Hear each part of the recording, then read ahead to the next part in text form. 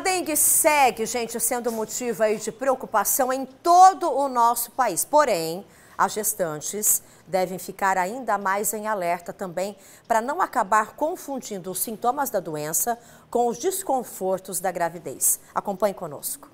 O medo da dengue fez com que Georgia passasse a usar o repelente pelo menos 2 vezes ao dia. Eu uso o que a minha médica me indicou, né, que as gestantes podem passar, sempre ao sair de casa, até mesmo dentro de casa, a gente utiliza o repelente. No trabalho também? No trabalho também, sempre, todo dia. A gestante, que está de 32 semanas, também adota outras medidas para garantir maior proteção para ela e para o bebê. Em casa, eu procuro deixar sempre fechada, né, com o uso de telinhas, para evitar, porque a gente não pode usar o veneno, né, para os mosquitos, então a gente deixa a casa fechada com o uso de telas para evitar que o mosquito entre.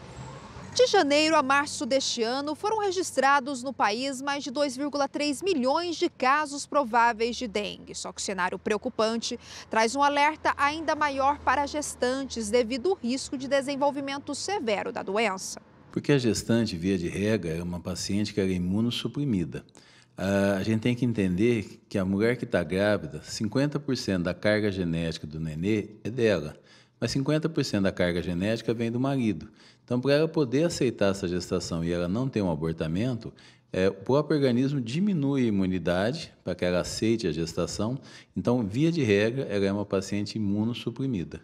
Em março deste ano, uma influenciadora de apenas 22 anos morreu com suspeita de dengue em Goiânia. Sofia Amorim, que estava grávida de 7 meses, foi internada em um hospital particular, onde precisou ser entubada.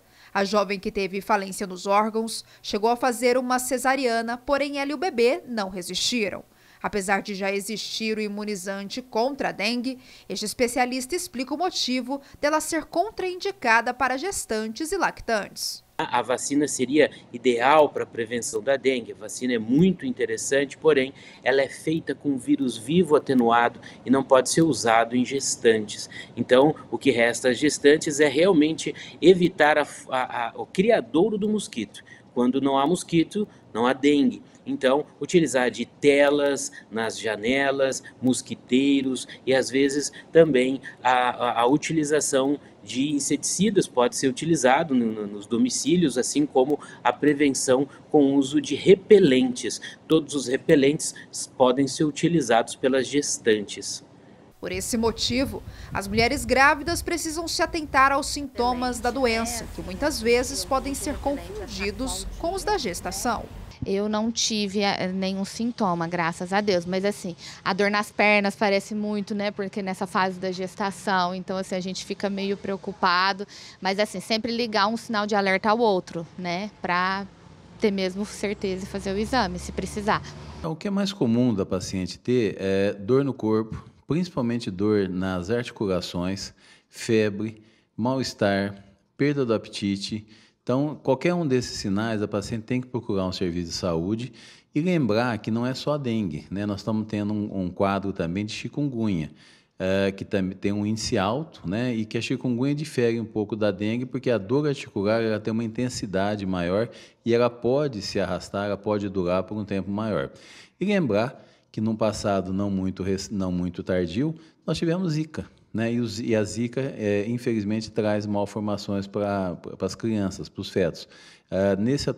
Nesse ano, nós não estamos tendo casos de Zika, mas nós estamos tendo casos de dengue e muitos casos de chikungunya. Não pode descuidar. Tá? A melhor maneira de evitar que se tenha isso é a prevenção. Então, se tiver criador em casa, eliminar esses criadores, não deixar a água parada e usar repelente. Repelente não é tóxico para o nenê. Então, o que a gente orienta a gestante, passe repelente todo dia.